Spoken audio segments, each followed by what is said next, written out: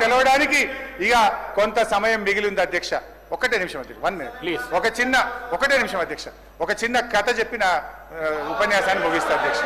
Only 1 minute అధ్యక్ష.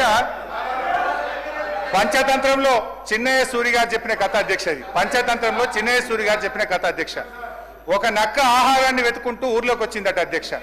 అక్కడ రజకులు ఉపయోగించే నీలి రంగు ఉన్న తొట్టిలో పడిపోయింది. ఆ నక్కకి ఏమైపోయింది, ఆ తొట్టిలో పడితే ఆ నక్క ఒంటి నిండా నీలి రంగు అంటుకున్నది. ఆ నీలి రంగు అంటుకున్న తర్వాత అది మళ్ళీ అడవిలోకి పోయింది. ఇదేదో కొత్త జంతువు అనుకొని అడవిలో ఉన్న జంతువులన్నీ భయపడ్డాయట అధ్యక్ష. ఈ నక్క కూడా ఇదేదో బాగుంది, అందరు నాకు భయపడుతుందని, నేను దేవుడు పంపిన దూతను, ఈ రోజు నుంచి నేనే మీకు రాజును అని ఆ నక్క అన్నదట అధ్యక్ష. జంతువులు భయంతో అంగీకరించాయి. ఆ నక్క జంతువులను అనేక రకాలుగా కష్టపెట్టే భరించాయి అధ్యక్ష. ఒకరోజు ఆ నక్క పెద్ద సభ పెట్టింది, కొత్త చట్టాల గురించి చెప్తుంది.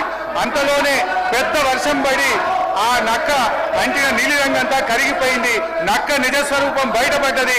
మాయ మాటలతో మారువేషాలతో పెట్టే భ్రమలు ఎక్కువ కాలంలో నిలవదు అన్నది ఆ యొక్క నీతి సూత్రం అధ్యక్ష. వీళ్ళ మాయ మాటలు కూడా ఎక్కువ కాలం నిలవవు. వీళ్ళ మాటలు, వీళ్ళ యొక్క నీతి ఈ రాష్ట్ర ప్రజలకు అర్థమైపోయింది. జై తెలంగాణ, జై కేసీఆర్. బాలు నాయక్ గారు.